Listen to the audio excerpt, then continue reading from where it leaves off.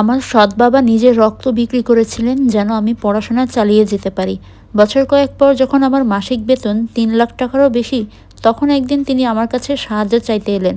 আর আমি তার মুখের দিকে তাকিয়ে বলেছিলাম, আমি আপনাকে একটা টাকাও দেব না। শুনে তিনি মাথা নিচু করে চলে গিয়েছিলেন, কিন্তু তিনি জানতেন না সেই নায়ের আড়ালে লুকিয়ে ছিল এক সত্য, যা তার পুরো জীবনটাই বদলে দিতে পারত। আমার নাম সৌরভ। শৈশব থেকে আমি একটা জিনিস খুব ভালো করেই বুঝে গিয়েছিলাম, এই পৃথিবীতে রক্তের সম্পর্ক থাকলেই সবাই আপন হয় না। আমার বয়স মাত্র 10 বছর। তখন মা মারা যান। সেদিনের কথা এখনও স্পষ্ট মনে আছে। আমাদের ছোট্ট ভাড়ার বাসাটার উঠোন অনেক মানুষ ছিল। সবাই মাকে ঘিরে কান্নাকাটি করছিল, আর আমি এক কোণে বসে শুধু ভাবছিলাম এখন আমার কি হবে। কারণ আমার জন্মদাতা বাবা অনেক আগেই আমাদের ছেড়ে চলে গিয়েছিলেন। তখন আমি এতটাই ছোট ছিলাম যে তার মুখটাও ঠিকমতো মনে নেই।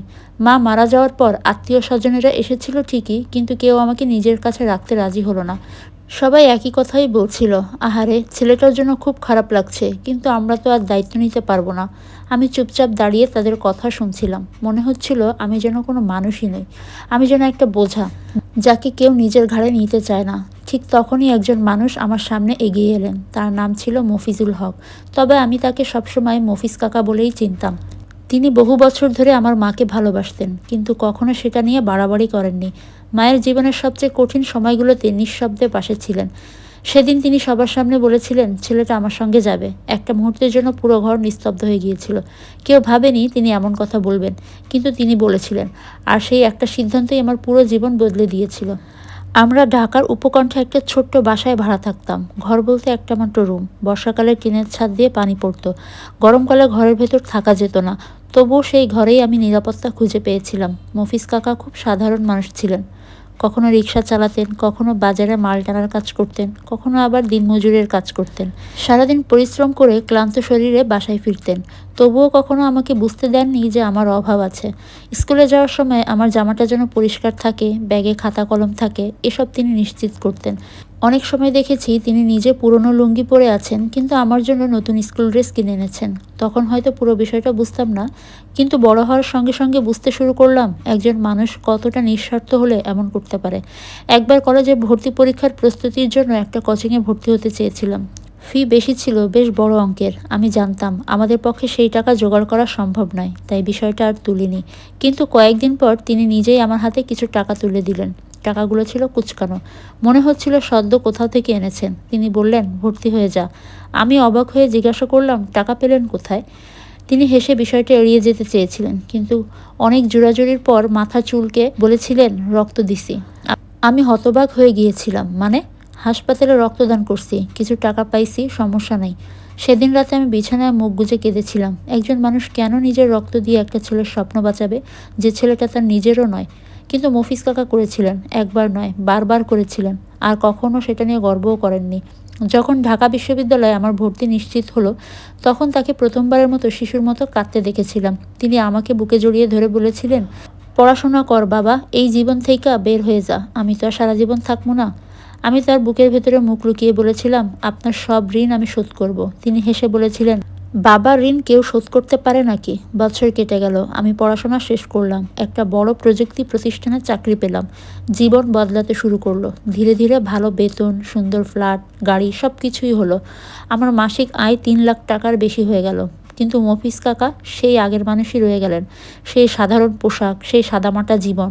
যখনই আমি তাকে টাকা দিতে চেয়েছি, তিনি ফিরিয়ে দিয়েছেন। বলেছেন, নিজের ভবিষ্যতের জন্য জমা রাখো, বাবা সন্তানের কাছ থেকে দাম নেয় না।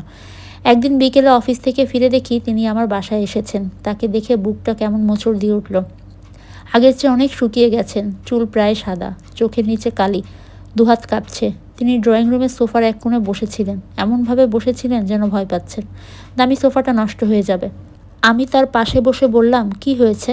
তিনি কিছুক্ষণ চুপ করে রইলেন, তারপর নিচের দিকে তাকিয়ে বললেন, একটা কথা ছিল বাবা। বলেন।